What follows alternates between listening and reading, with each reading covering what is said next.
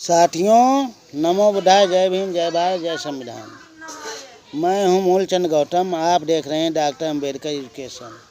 आज मैं अयोध्या के काले इतिहास के ऊपर चर्चा करूंगा कि अयोध्या का काला इतिहास क्या है। जिस समय सम्राट अशोक कलिंग युद्ध से विरत होकर बौद्ध धर्म की दीक्षा ग्रहण किया था, उस समय पूरे भारत में बौद्ध धर्म फैला दिया था और साथ ही साथ भारत के अंदर 84,000 बौद्ध स्तूप और बुद्ध विहार बनवाए थे।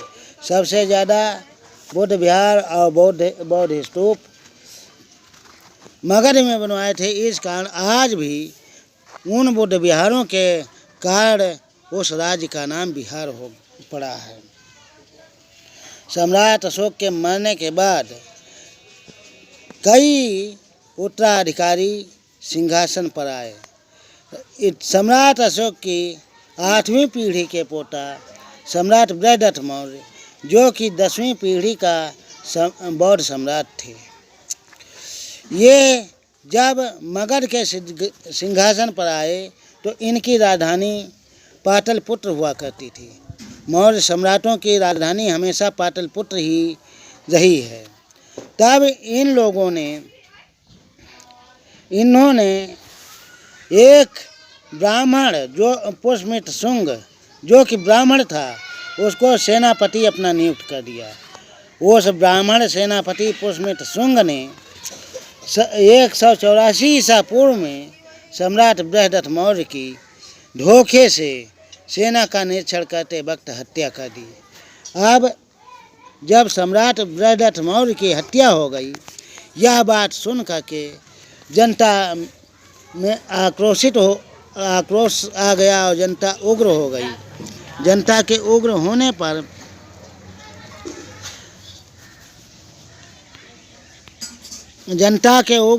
पर ये वहाँ से पाटलिपुत्र से भागा और भागते हुए यह साकेत पहुँचा करके, और साकेत में यहाँ ब्राह्मणों ने शरण दे दी। तब पुष्यमित्र शुंग ने साकेत में अपनी राजधानी स्थापित किया और उसका नाम अयोध्या रखा। अयोध्या का मतलब बिना युद्ध के, जो अयोध्या अर्थात बिना योद्धाओं के जो राजधानी स्थापित हुई, उसे अयोध्या नाम दे दिया गया। या पहले जब अयोध्या ही नहीं था तो राम कहाँ थे। अब अयोध्या में इसने घोषणा कर दी कि जो एक बौद्ध भिक्षु का सर काट के लाएगा, उसको 100 पड़ का इनाम दिया जाएगा। एक पड़ 10 ग्राम सोने के सिक्के के बराबर होता है। अब सोचिएगा कि कितना खजाना सम्राट अशोक का बृहदत्त मौर्य लुटा रहा है। तो लोगों ने सिर काट कर बौद्ध भिक्षुओं का कत्लेआम करना शुरू कर दिया।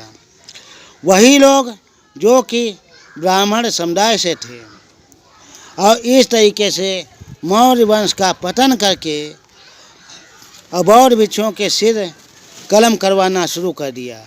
बौद्ध भिक्षुओं के सिर इनाम के लालच में लोग चुरा भी लिया करते थे।